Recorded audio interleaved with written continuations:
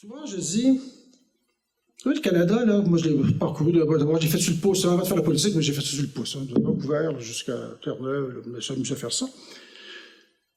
Et ce que je trouve difficile en politique, c'est souvent, vous avez des territoires comme la Côte-Nord, là, je disais souvent à des gens, c'est une terre de géants.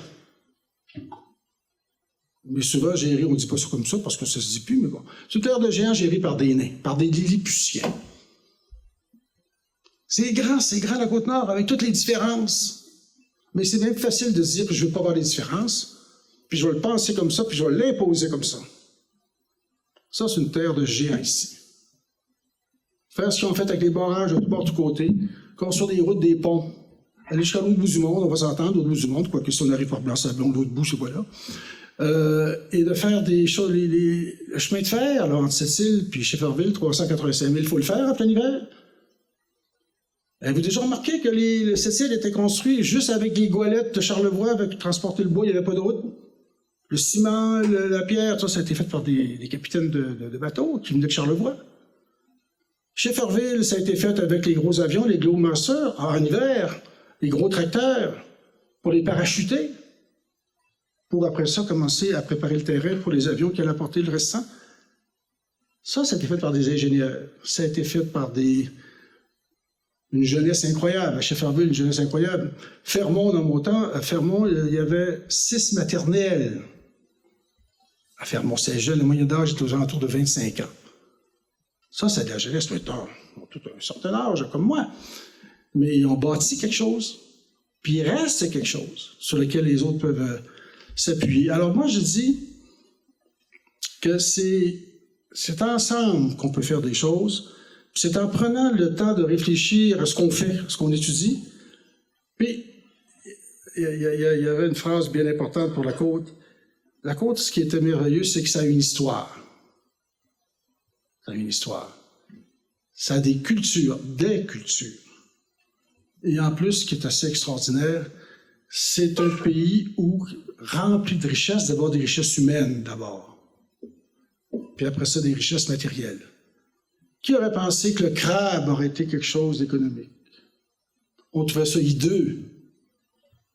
On rejetait ça à la mer à l'époque, jusque dans les années 75, 80, c'est assez récent quand même.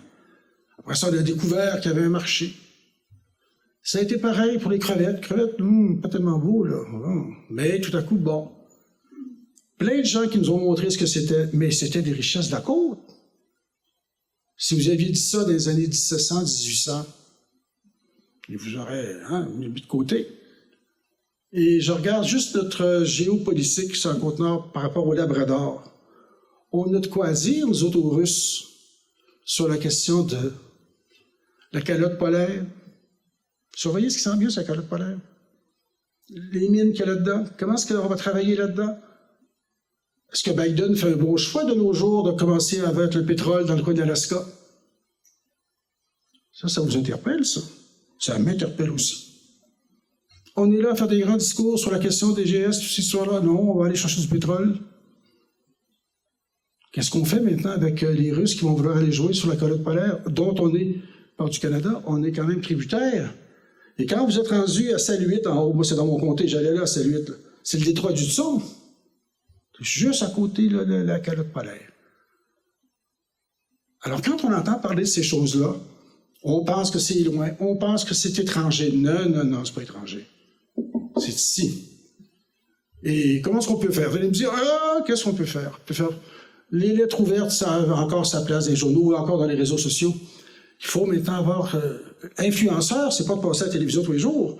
Influenceurs, c'est d'être assez nombreux pour écrire des textes, entre autres, des réseaux sociaux, pour se dire qu'on est en disant la jeunesse est contre.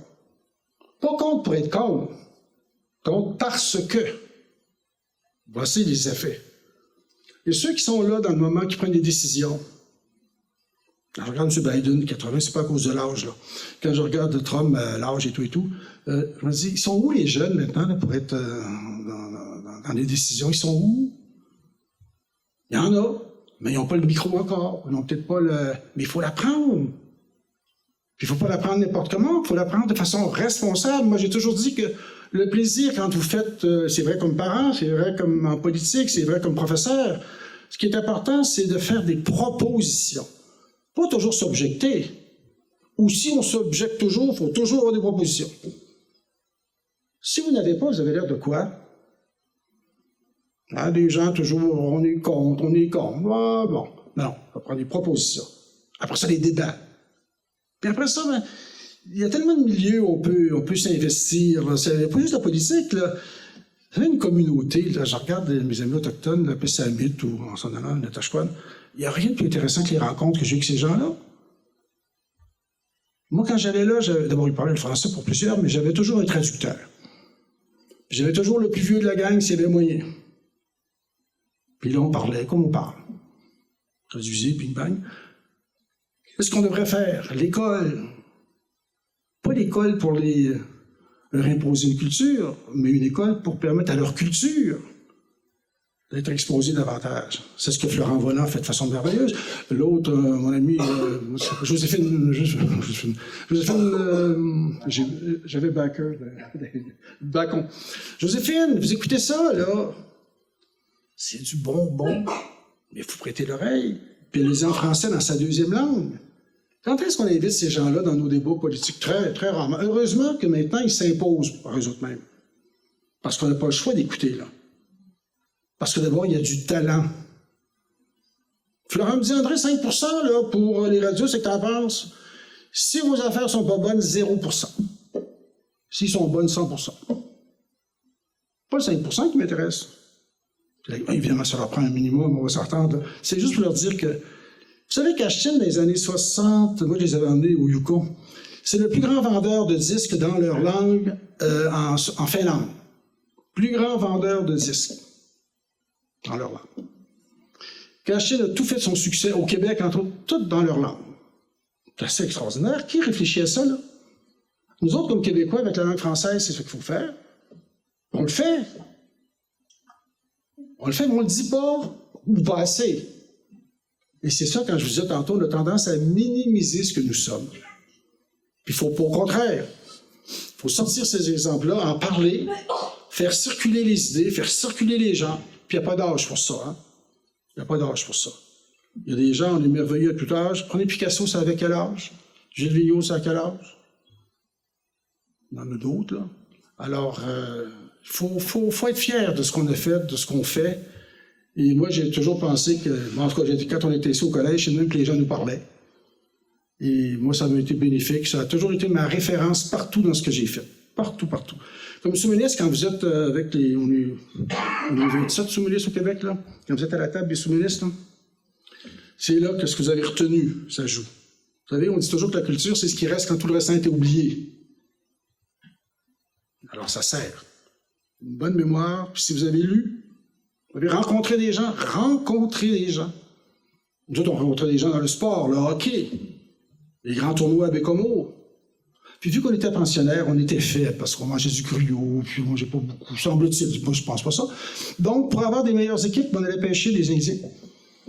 On en mettait, sur le Pessamit, sur le Titien. Puis on faisait notre tournoi de hockey, puis nous autres, au tri, ils vont gagner, de temps en temps. C'est pas si pire. Mais les Indiens nous ont aidés à gagner beaucoup de parties. Alors, c'est ça qui fait que tout à coup, on développe des amitiés. Puis après ça, c'est bon pour toute la vie. C'est bon pour toute la vie. Les enfants que vous avez, par après, faites des amis. Puis l'évolution, qui garde évidemment les identités. Ça, c'est majeur, les identités.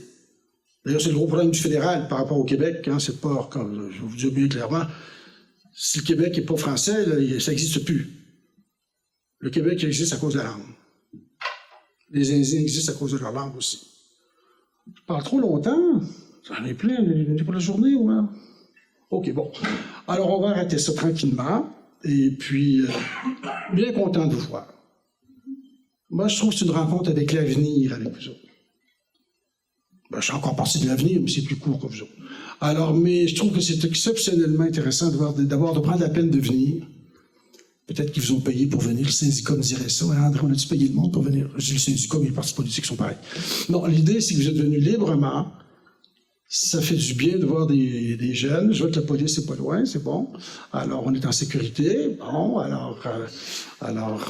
donc, écoutez, je vous laisse avec ça. Puis s'il y a des questions, vous pouvez les prendre. Un gros merci de m'avoir permis de vous parler. Puis merci, Dave et ces gens, de m'avoir invité. OK? Merci beaucoup.